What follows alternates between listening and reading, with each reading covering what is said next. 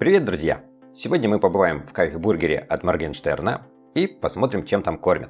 Тем более, что вы меня об этом очень много раз просили в комментариях. Кайф-бургер находится в самом центре Москвы на Никольской улице. Отзывов об этом заведении очень много как положительных, так и отрицательных. И я решил сделать свое независимое мнение. Пошел я в эту бургерную как самый обычный покупатель, взял все меню. Общая стоимость заказа у меня обошлась в 4685 рублей. Попробуем бургер под названием чизоид. Как было написано в меню, булочка здесь картофельная. Посмотрим, что же еще внутри. Очень много сырного соуса, котлета, внизу тоже сырный соус. А здесь еще, по всей видимости, был ломтик сыра. Но котлета была горячая, и этот сыр нехило так расплавился. Чизоид стоит 289 рублей. Как мы видим, булочка довольно-таки воздушная. То, что касается котлеты, то это стандартная котлета. Не сказал бы, что здесь она какая-то супер идеальная. Я думаю, что и в Макдаке примерно такого же качества фарш. Самое необычное здесь это картофельная булочка, и она по вкусу мне понравилась. Соус здесь самый обычный, стандартный, сырный, как вот и в Макдаке там примерно такой же точно соус. И чувствуется, что он, конечно же, не натуральный. В такой упаковочке подают куриные крылышки. Посмотрим, что здесь внутри. Ну и удобно сделано то, что вот их можно держать как за палочку. Cook Wings стоит 300 рублей. Всего в этой упаковке оказалось 6 крылышек. Судя по разрезу, крылышки хорошо прожарились. Съел пару крылышек, и по вкусу они мне понравились. Панировка хрустящая. Чувствуется, что здесь очень много специй. Мне показалось, что есть орегано. И также еще чувствуется наличие остроты. Но эта острота все-таки не такая большая, как, допустим, вот острые крылышки из KFC. Там остроты гораздо больше. Курица чувствуется, что по качеству хорошая, свежая. В общем, к крылышкам претензий нет, по вкусу они мне понравились. Теперь попробуем бургер с очень странным названием «Дед». Булочка здесь, по всей видимости, картофельная. Также еще есть куриная котлета. Под котлетой, скорее всего, что был еще ломтик сыра, но он нехило так расплавился. Это, по всей видимости, сладкий перец, маринованный огурец, листья салата, ну и еще сливочный соус. Стоимость «Деда» 379 рублей. По разрезу мы видим, что из овощей здесь больше всего маринованных огурцов. Попробовал, и по вкусу этот бургер мне понравился гораздо больше, чем чизоид. Здесь потому что есть и овощи, и здесь и соус поинтереснее, и куриная котлета, она более мягкая и нежная. В таком пакетике выдают бельгийскую картошку.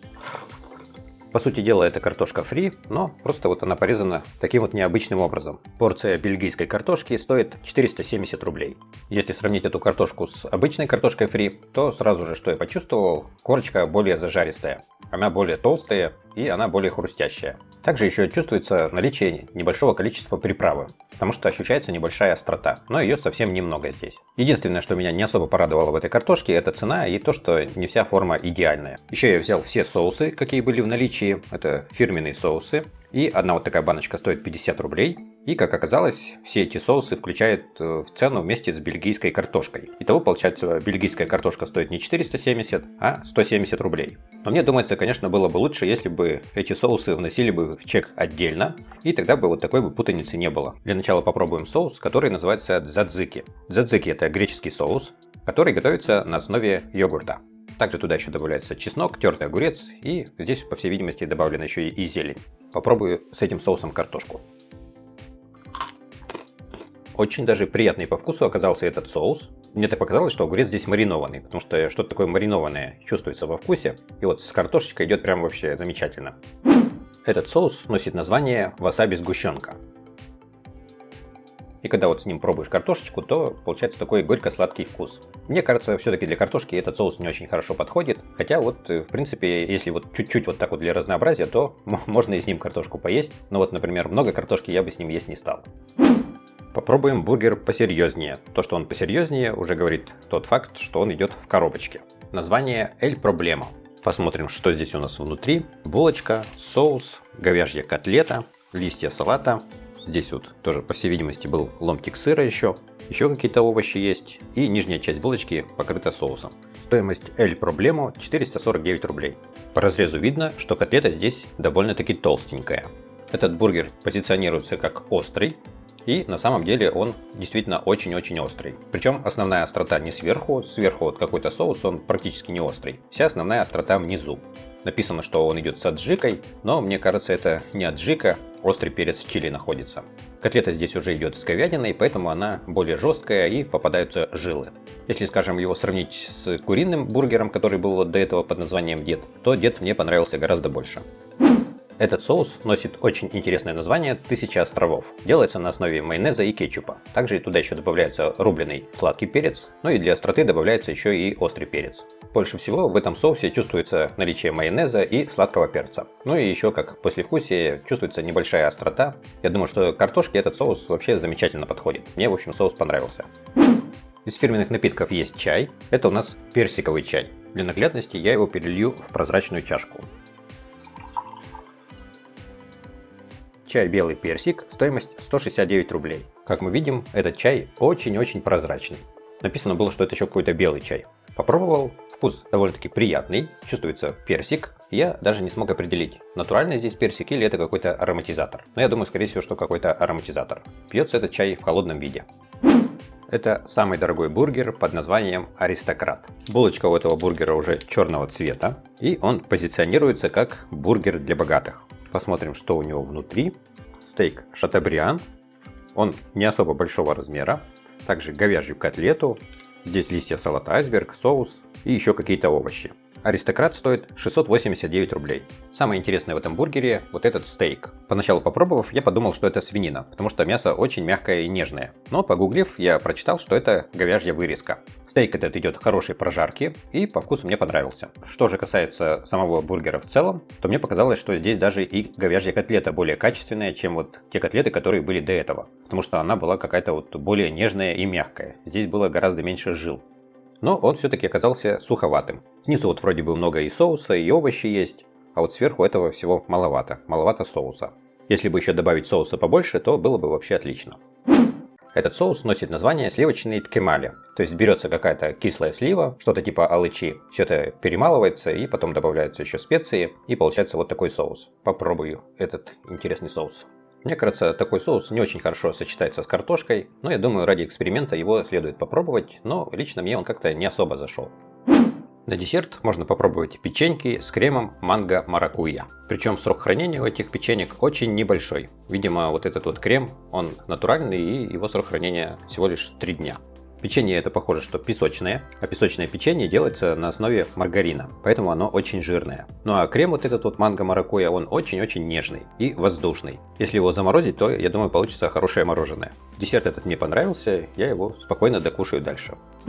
Это аджика, но она имеет желтый цвет. Раньше я пробовал аджику, и она была всегда красная, ну а здесь вот она желтая. Понюхал и очень сильно пахнет специями. Сейчас попробую этот соус. По-моему, этот соус к картошке вообще не подходит. Я думаю, что он больше подойдет для мяса. Здесь очень сильно чувствуется острота. Но картошку я бы вот с таким соусом есть бы не стал.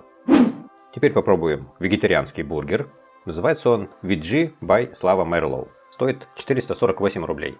Булочка, соус, вот это вот веганская котлета. Еще мы здесь видим баклажаны жареные и еще какие-то овощи. Вроде как это какие-то кабачки, а также сладкий болгарский перец. В разрезе видно, что котлета довольно-таки толстая, потому что в ней мяса нету, и вот даже когда ее жаришь, она по размере не уменьшается. И надо сказать, вот если бы я не знал, что она сделана не из мяса, то я бы об этом, наверное, сразу бы и не догадался, вот если стал бы ее есть. Потому что реально вкус чем-то напоминает мясо. И сама вот структура тоже какая-то мясная, немножечко такая вот жилистая. Сверху здесь какой-то майонезный соус, а снизу, по всей видимости, соус чили, потому что он острый. В результате этого в целом вкус этого бургера тоже довольно-таки остренький. Вот это вот я так и не понял, что за овощ такой, он немножечко хрустящий. Если вы знаете, что это такое, то напишите в комментариях. Попробовать такой бургер было интересно, но так как я не вегетарианец, то, скажем так, мне он не особо понравился, потому что, когда ешь и знаешь, что эта котлета не мясная, а просто имитация мяса, то даже не вижу большого смысла в этом. Теперь попробуем сырный соус. Выглядит он как обычный классический сырный соус. Очень нежный сырный вкус. Также еще чувствуется, что в составе есть майонез, потому что чувствуется что-то такое уксусное. Но я бы не сказал, что он как-то супер сильно отличается от того соуса, который подается в упаковках, вот таких вот, которые можно долго хранить. Ничего, в общем, особенного в этом соусе нету, но с картошкой он идет вообще отлично. Из всех соусов мне больше всего понравился вот этот соус дзадзики. Попробуем еще один фирменный чай. Он идет со вкусом лимона. Чай черный с лимоном, стоимость 169 рублей. В чеке было написано, что этот чай черный, но по факту мы видим, что этот чай совершенно не черный, он больше как какой-то белый чай.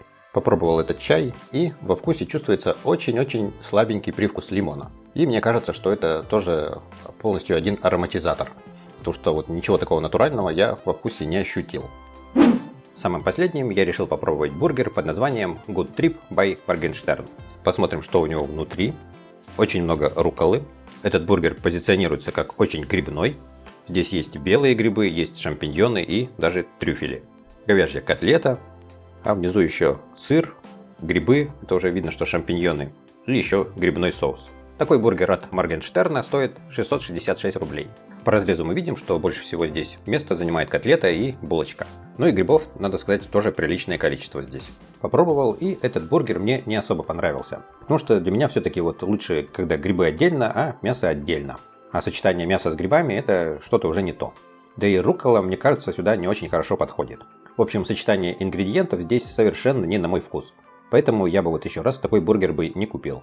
В целом, я могу сказать про бургеры, которые попробовал, что лично вот мне не хватило какой-то свежести во вкусе.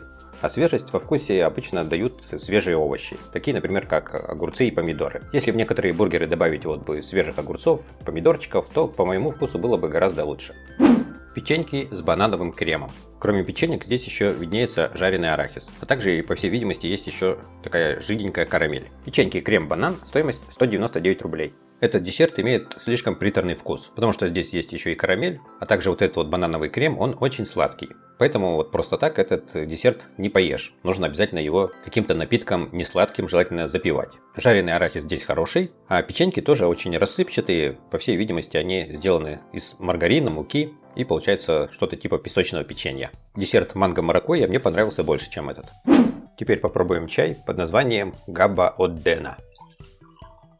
Чай Габбадена, стоимость 169 рублей. Сейчас мы видим, что это на самом деле чай, он имеет цвет чая, только какой-то мутный. А габба, вообще говоря, это такое вещество, которое содержится в некоторых успокоительных таблетках. Поэтому этот чай должен иметь какой-то успокаивающий эффект. Попробовал, и по вкусу это супер крепкий, обыкновенный черный чай. Сладости абсолютно никакой нету, просто вот какой-то супер крепкий черный чай, даже я бы сказал, что-то типа как чефир. Поэтому вот лично мне его пить даже и неприятно. Друзья, какую еду мне еще продегустировать? Пишите в комментариях. Всем большое спасибо за внимание и до новых встреч!